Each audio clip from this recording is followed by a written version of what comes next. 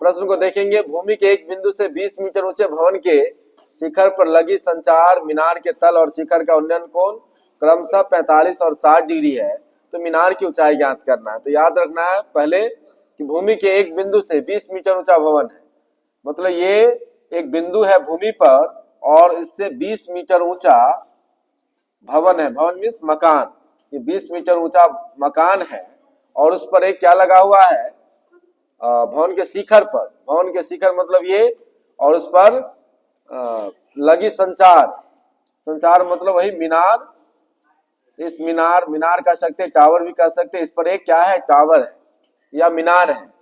और उस मीनार के तल, मीनार का तल कौन होगा, ये होगा मीनार के तल।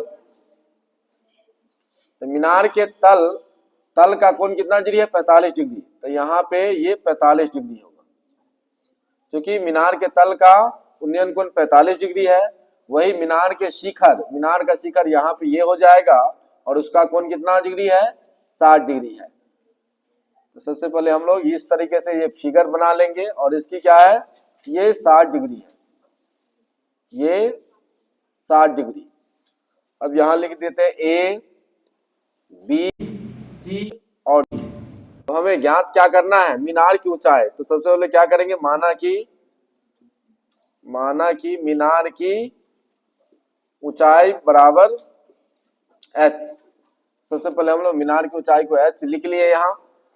तो इसमें करना क्या है, सबसे पहले फिगर बना लेना होता है। जैसे जैसे जो प्रश्न कहा जाएगा उसके अनुसार फिगर बनाएंगे और फिगर बनाने के बाद यहाँ पे देखें कि मीनार की ऊंचाई को हम लोग h माने। अब देखेंगे पहले जो दिया हुआ है, तो दिया हुआ यहाँ है इस त्रिभुज में BCD में, पहले इस त्रिभुज से चलेंगे हम लोग। तो त्रिभुज BCD में अब क्या लेंगे, क्योंकि हमको ये दिया हुआ है लंब और निकालना यहाँ पे ये आधार है। तो त्रिभुज BC लंब और आधार है, तो क्या लेंगे, tan कितना डिग्री, 45 डिग्री बराबर लंब बटा आधार। लंब कितना है, BD और आधार क्या हो जाएगा, BC। तो tan 45 का वैल्यू कितना होता है, 1, और BD का वैल्यू कितना यहाँ पे 20 मीटर है और 20 मीटर, जबकि BC यहाँ पे निकालना है, कुछ नहीं तो 1, इसलिए क्या होगा, क्रॉस गुना करेंगे, BC को 1 से गुना BC और फिर 1 को 20 से गुना करेंगे तो 20 मीटर, यानी BC का जो मान आ गया 20 मीटर आ गया है। अब हम लोग किस त्रिभुज में चलेंगे, तो अब यहाँ देखेंगे ये पूरे त्रिभुज का यूज करना है।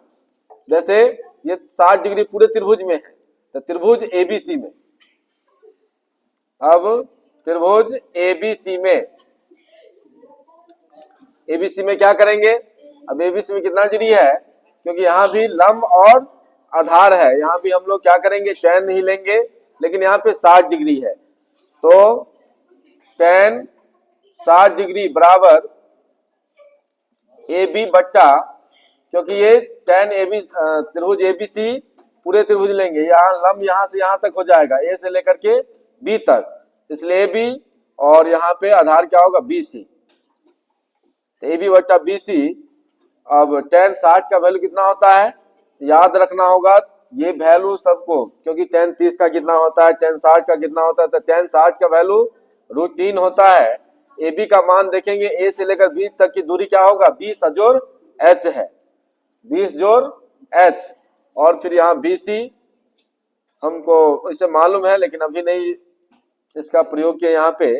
तो यहाँ पे गुना करेंगे तो √3 BC, क्योंकि यहाँ भी क्रॉस गुना होता है, √3 को BC से √3 BC और फिर 1 को 20 प्लस H से, तो 20 प्लस H ही रह जाएगा।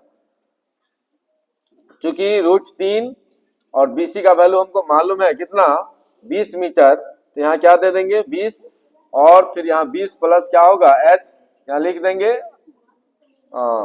चूंकि BC बराबर कितना 20, आगे क्या होगा 20 √3,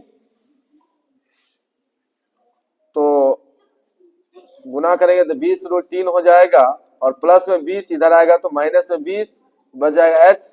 अब यहाँ पे 20 कॉमन ले लेंगे तो क्या बचेगा, √3 - 1 बराबर H। अतः किसका, मीनार की जो ऊंचाई होगी, मीनार की ऊंचाई कितना हो जाएगा 20 और √3 - 1। इस तरीके से प्रश्न को बना लेना है।